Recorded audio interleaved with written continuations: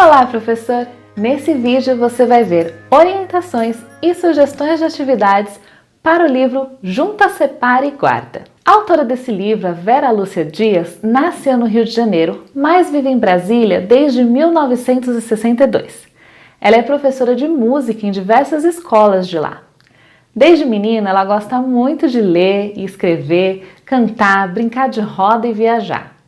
E ela continua fazendo tudo isso até hoje, e as suas histórias são sempre sobre o que acontece com ela, com as pessoas ou até com os animais que ela conhece. A lista de livros publicados por ela já é bem grande, e esses livros agradam muitos jovens leitores. O ilustrador desse livro é o Thiago Lopes, que nasceu em São Paulo, onde ele hoje vive e trabalha. Ele aprendeu desde cedo a se comunicar por meio das imagens e se dedica a fazer ilustrações cativantes, divertidas e delicadas. Ele se formou em design gráfico e inaugurou sua carreira como ilustrador em 2010 com o lançamento do livro Junta, Separa e Guarda. E hoje ele é sócio do Estúdio Kiwi. O livro Junta, Separa e Guarda é indicado para crianças de 5 a 6 anos. E ele dá para o professor a possibilidade de abordar as questões de como que é para uma criança mudar de casa. E também ele dá a possibilidade de ampliar essa conversa para outras mudanças naturais da vida, como a mudança de escola, a mudança de dinâmica familiar ou a mudança de rotina. E além desses aspectos emocionais, há uma riqueza de conteúdos nesse livro relacionados aos campos de experiência e desenvolvimento da aprendizagem e que podem ser explorados em sala de aula, tanto em relação à linguagem e ao raciocínio lógico-matemático, quanto às questões relacionadas ao ambiente, espacialidade, temporalidade e mais. Com a leitura dialogada, você, professor, vai poder provocar a reflexão dos alunos em todas as etapas da história. Por exemplo, você pode trabalhar a experiência de refletir sobre o eu, o outro e o nós, quando o personagem é surpreendido com a notícia de que ele vai mudar de casa. Você pode pedir para os seus alunos observarem o menino quando a mãe conta que eles vão se mudar e perguntar o que ele achou dessa ideia. Pergunta para os seus alunos que sentimento ele demonstrou. Felicidade, tristeza, surpresa.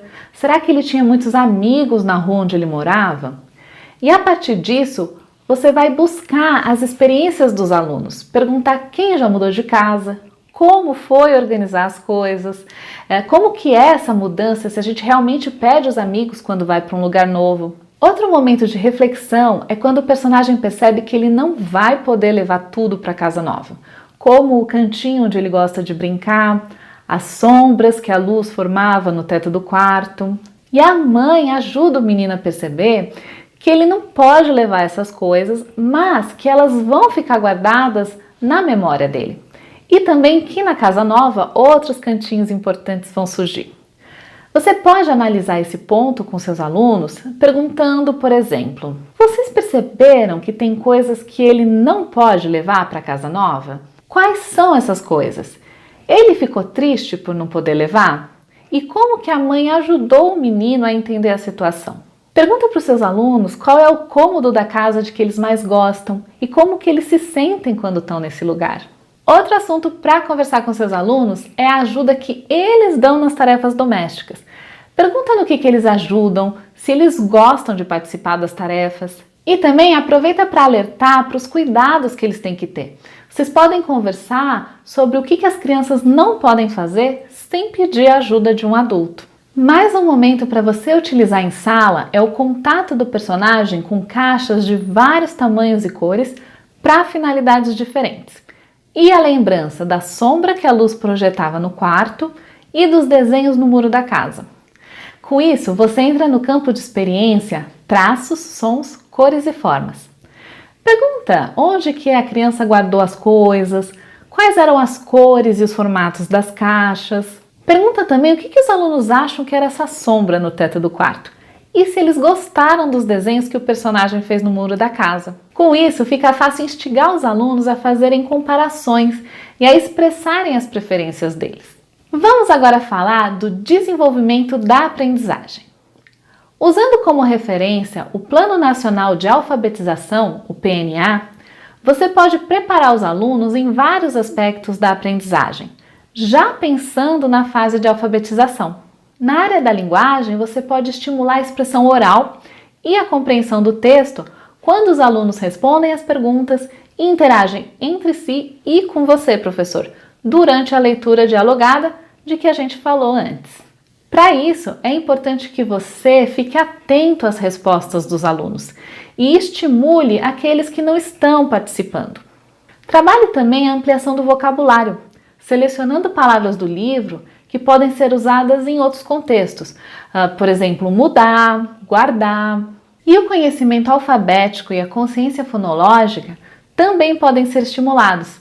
Se você, professor, pedir para os alunos, por exemplo, nomearem os móveis, os objetos, os brinquedos que estão no quarto do personagem e depois disso relacionarem e escreverem a primeira letra de cada um. Na área do raciocínio lógico-matemático, você pode pedir que os alunos contem e relacionem ao numeral quantas caixas o personagem usou para organizar a mudança. Qual é a mais pesada, qual é a maior, qual é a menor. E assim, eles já estão desenvolvendo noções de quantidade, de algarismo, de proporção e de tamanho. E também é possível trabalhar posição e localização, fazendo as crianças observarem qual caixa está na frente, qual caixa está atrás, e também as formas geométricas, fazendo com que eles observem os cômodos e os objetos da casa do personagem. E agora vamos para as nossas sugestões de atividades.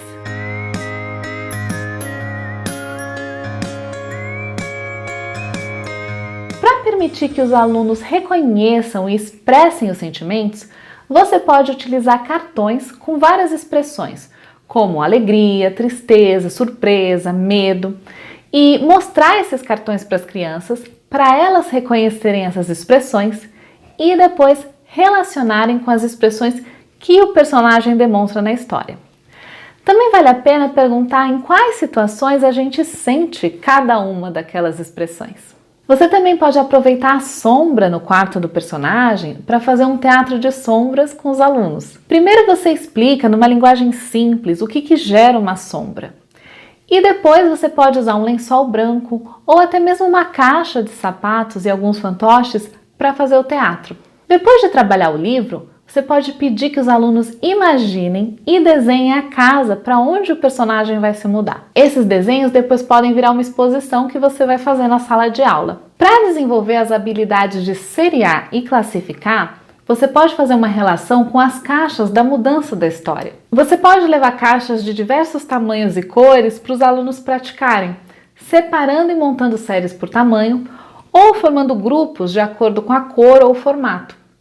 E se a sala de aula estiver precisando de uma organização, você pode pedir a ajuda dos alunos para usar as caixas e organizar os materiais. Com essa atividade, eles também vão desenvolver a capacidade de comparar e analisar proporções. Para ajudar no desenvolvimento das noções espaciais e do senso de organização, você pode fazer uma atividade bem divertida. Você vai levar uma planta baixa de uma casa bem simples, mas que tenha os cômodos principais. De preferência assim bem grande, numa folha de papel pardo. E aí você também vai precisar de figuras de vários móveis, eletrodomésticos, utensílios de casa. E você vai colocar esse material no chão da sala de aula e organizar os alunos em grupos, pedindo para que eles façam a distribuição das figuras e colhem em cada cômodo correspondente. E esse trabalho pode ficar exposto e gerar outras atividades, como, por exemplo, eles podem inventar histórias sobre essa casa. E com as figuras dos móveis e utensílios, você pode trabalhar a simetria. Você pode dividir uma cartolina em duas partes, separar várias figuras que sejam duplicadas e, numa das partes da cartolina, você coloca as figuras completas e na outra você coloca as mesmas figuras, mas faltando metade. As crianças vão ter que localizar as partes que faltam e colar para completar. Ou então elas podem desenhar a parte que falta em vez de colar. Agora é com você, professor! Esperamos que essas sugestões ajudem a trabalhar o livro em sala de aula e que esse trabalho seja muito proveitoso para todo mundo.